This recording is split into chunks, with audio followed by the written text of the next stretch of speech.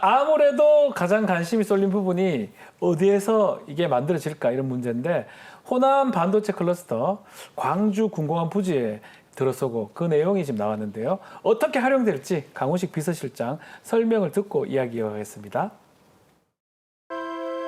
오늘 회의에서는 군 시설 이전 및 임시 분산 배치를 2028년 하반기까지 완료하여 군 공항 부지가 반도체 산단으로 조기에 활용될 수 있도록 하였습니다. 탄약고 예정 부지의 경우 부지 조성 작업을 조기에 착수하여 기업이 원하는 경우 최대한 이른 시간 내에 팹 착공이 가능할 수 있도록 부지를 선제적으로 정비하기로 하였습니다. 현재 광주 군공항 250만 평만 국가산당 후보지로 지정되어 있는데 기업들의 수요를 확인한 후 인근 부지에 대한 추가 후보지 지정도 빠르게 추진하겠습니다. 자, 광주 군공항 부지 좀 전에도 얘기했지만 1전비, 1전투 비행단하고 주한미공군이 같이 있습니다. 변수가 상당히 많을 것 같은데 실제 착공하려면 넘어야 될 산은 많을 것 같아요. 예, 소개 좀 그렇죠. 해주십시오. 네, 아까도 또 평론가님께서 또 자세히 짚어주셨지만 다시 네. 한번 제가 좀 정리를 더 해드리자면요. 이 두 가지 문제가 아직 있습니다. 그러니까 공군 제1전투 비행단 기지로 쓰이고 있고 그리고 한미 공군 공동 운영 기지 중에 그렇죠. 또 하나예요. 그래서 주한미 7공군도 주둔 중이죠. 미군 공군이 있어요, 거기. 그렇죠. 예, 그래서 이제 이미 이제 잘 활용이 되고 있고 쓰이고 있기 때문에 이걸 좀 부지가 좀 비워져야 어떤 기반 조성 공사부터 사업이 본궤도에 오를 수가 네. 있거든요. 이 문제들을 어떻게 해결할 것인가 이게 또 핵심 열쇠일 텐데요. 그래서 이제 이번 회의 이후에 이 대통령이 국방부에 지시를 했습니다. 네. 2028년 중순까지 이제 광주 기지 기능을 다른 군 공항으로 이제 임시 배치해서 이 부지가 반도체 산업 단지로 조기에 좀 활용될 수 있게 조치해주면 좋겠다 이렇게 언급을 했고요. 그리고 임시 배치 전이라도 군공항 인근 부지에 산단이 조기 착공할 수 있도록 최선을 다해주길 바란다 이렇게 발언을 했습니다. 네.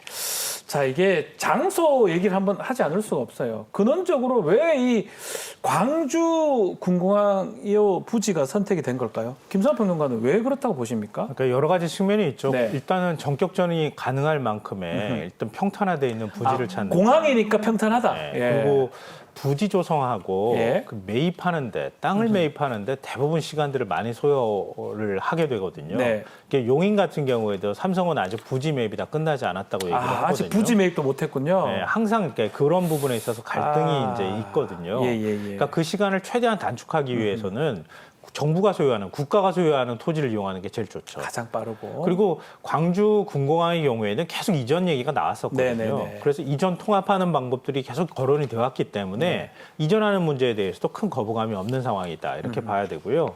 둘째로는 도시하고 인접성이에요. 네.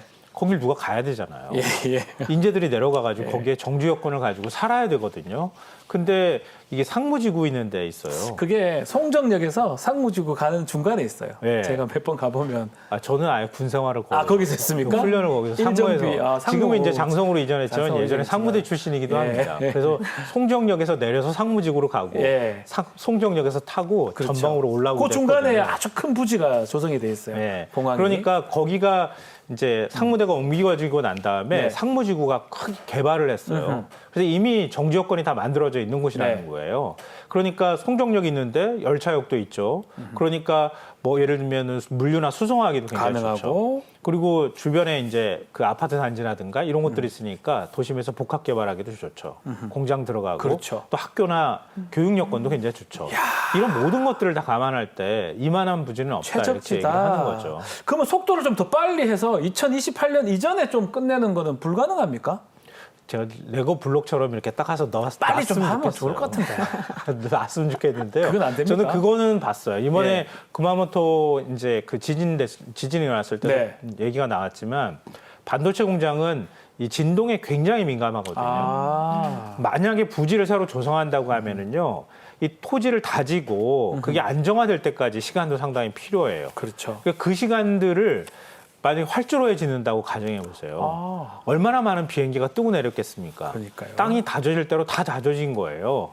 그러니까 활주로에 있는 위에 구조물만 싹 걷어내면은 반도체 공장에 들어가기가 굉장히 좋은 거죠. 그러니까 밑에 부지를 다지는 이 공사를 하는 데 있어서도 시간을 굉장히 단축시킬 수가 있는 것이다. 거예요. 예. 그런 면에서도 군공항이 굉장히 좋다. 근데 더 빨리 당기라고 하시면 그건 어렵다. 제가 그냥 뿅 하고 이렇게 만들어주고 싶지만 네. 그거는 안 돼서 2028년도 말까지 이렇게 제시를 하긴 했네요. 그것도 아마 거의 제가 볼 때 세계 신기록에 가까울 예, 겁니다. 그것도 빠르다. 네.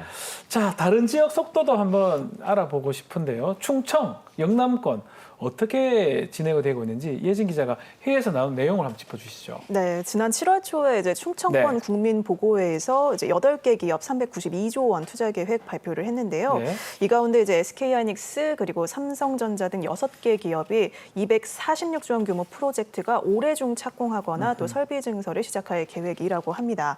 영남권 국민보고회에서는 12개 기업 그리고 312조 원 투자 계획을 발표를 했었는데 네. 이 가운데 8개 기업 있죠. LG노텍, SK, 삼성전자 이 107조 원 규모 프로젝트가 올해 중 착공하거나 증설에 착수할 예정이고요. 여기에 더해서 57조 원 규모 R&D 프로젝트도 올해 차질 없이 시작할 예정이라고 합니다. 네. 그리고 정부가 할 일이 있죠. 권역별 중앙 그리고 지방 정부, 기업 간 어떤 삼각 협력 체계, 협의 채널을 구축을 해서 기업 투자 애로 사항들 그리고 이런 것들 밀착 관리하고 해소해 나가는 것으로 뒷받침할 계획입니다. 자, 반도체 공장, 전력하고 용수의 블랙홀 이렇게 불립니다. 그만큼 많은 양이 이제 필요하다는 건데, 자, 이번 회의에서 호남, 용인 클러스터 등에 대한 필요한 전력망, 용수 공급 방안 같이 나왔다면서요? 예, 그렇습니다. 이제 네. 호남권 같은 경우 먼저 살펴보면 네. 1단계 공급선로 신속히 구축을 해서 그래서 2028년 말부터 전력을 공급하고요.